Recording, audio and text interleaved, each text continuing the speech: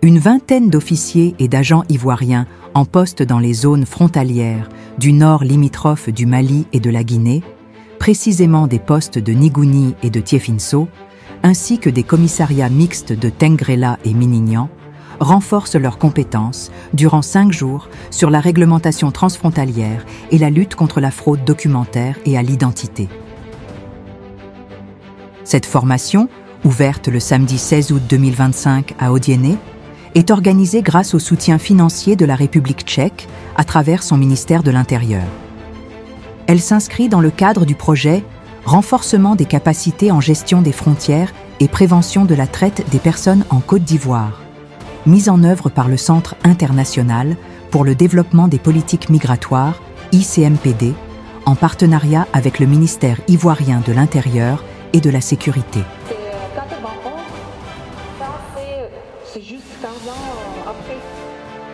Selon la chef de projet ICMPD, Nathalie Spoungine, ce cycle de formation est un jalon essentiel.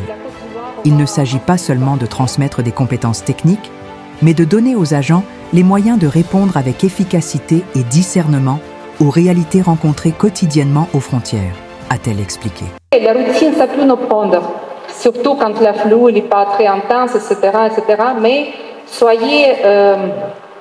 En présence du préfet de police d'Odiéné, le commissaire divisionnaire Narcisse Tano, qui a officiellement ouvert la session, le commissaire Cheikh Fofana, représentant le cabinet du ministre de l'Intérieur et de la Sécurité, a indiqué l'importance de cette formation.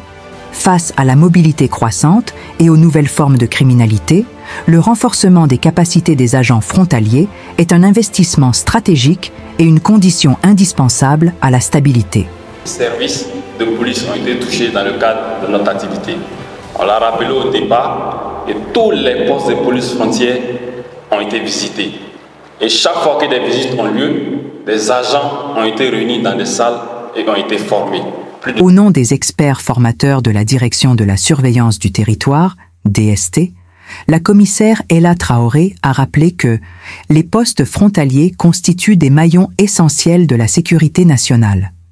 C'est donc là que se joue, en grande partie, la crédibilité de l'action de l'État.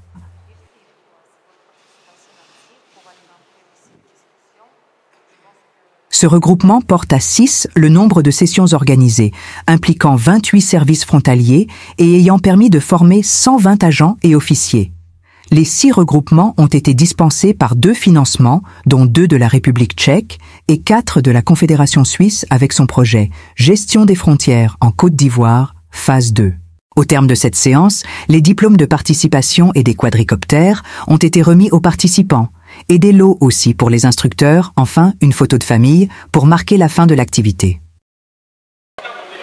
Nos apprenants ont vraiment appris et les notes attribuées qui ont été certifiées par des parchemins donnent à croire que nous pouvons compter sur eux désormais, bien entendu, pour une meilleure gestion, une gestion efficace de nos zones frontalières. Nous leur avons invité au nom de Monsieur le ministre de s'approprier de tous les outils techniques et connaissances qui ont été mis à leur disposition par nos différents experts de la DST à travers ce projet.